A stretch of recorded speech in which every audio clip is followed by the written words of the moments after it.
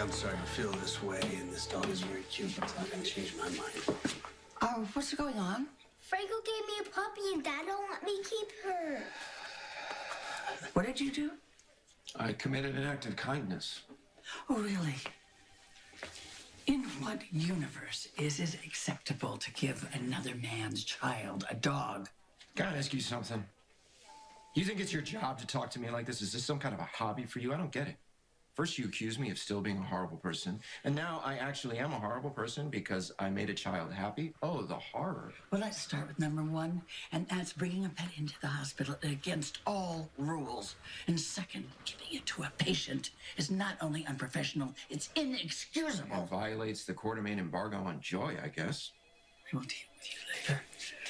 Jay? Hey, why don't you and I take the puppy? I know the groundskeeper has been looking for a dog. And if he likes this little puppy, you could come and visit anytime you want to. But it's not the same.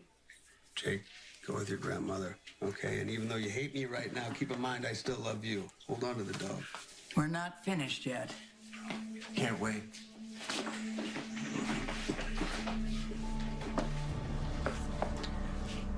So that's your mom, huh? Must be some kind of relief that you can't remember puberty, right? Huh. Enjoy the dog. Hey, now, you don't get to open your mouth like that and walk away from me. We're gonna find Jake a new therapist before you can do any real damage. That's not up to you. Oh, I'm sure Elizabeth is gonna agree with me. Yeah, I'm not so sure about that.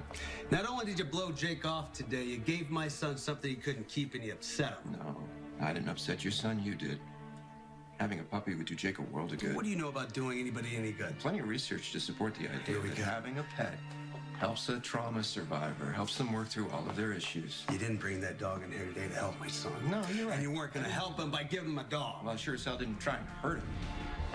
Jake's a lonely kid. He's been through a lot. All that, whatever happened on Cassadine Island, and you pay all this lip service to Jake about love and loyalty, but right now you're all about Sam and the son that you have with her, and Jake knows that.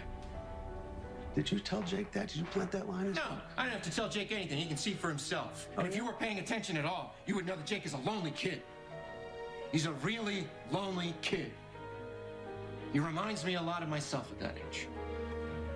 You need to watch yourself right now. My son's nothing like you. How can you tell me that Jake is nothing like me when you don't know me at all? You never did. And anything you did know about me, you've forgotten, right? And it's not like you've made any effort to get to know me now. I think I know enough. I know your history. I know that you're a stalker. I know that you're a kidnapper. Right. Who the hell are you to judge me? What, do you think because you got paid to kill people that you're somehow more respectable?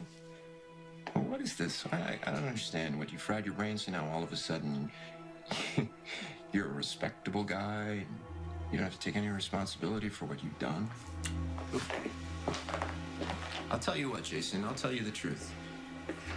I'll be your witness. You're a killer, Jason. That's all you have been, and that's all you'll ever be. Maybe I'll never know the real Franco. From now on, you have no contact with Jake whatsoever. You understand? You don't see him. You don't talk to him. Well, we'll see what Elizabeth has to say about that, because we've gotten close. We're real close. I'll have you. Okay. Well, I feel sorry for Elizabeth then. Don't do that. Don't pretend you care about Elizabeth. You threw her away. Just like you're going to throw Sam away and the kids, because you don't care about anybody. You don't want anybody to love you. You don't want the women to love you. You don't want the kids to depend on you. The only thing that you're really happy doing is sitting in the dark with a gun in your hand. You like that? That's your art. Killing is your art. It's your vocation. Killing people is really the only thing you do that makes you really feel alive. I should have made sure you died when I shot you in that garage.